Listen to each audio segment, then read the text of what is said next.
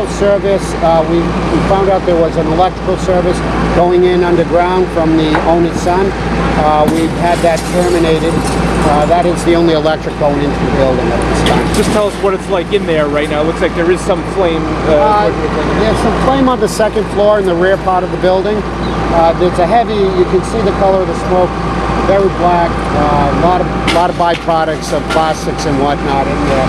The building is very divided as well. There's walls and stairwells and just holes in the floor from just ill repair of the building. And why the exterior attack? Because of... It's just too dangerous to go in there. There's no life in there, and we're making an exterior attack just to try to combat it this way.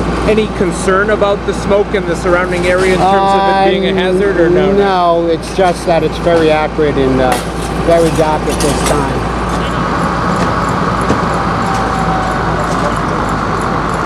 Usually we've had smaller incidents in this building in years past.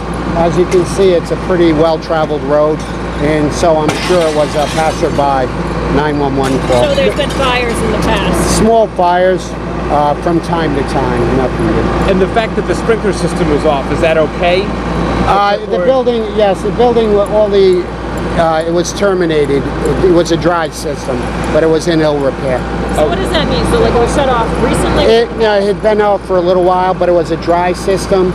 In other words, the water was not in the sprinkler heads all the time due to the fact that there was no heat in this building. So that's why it was a dry system.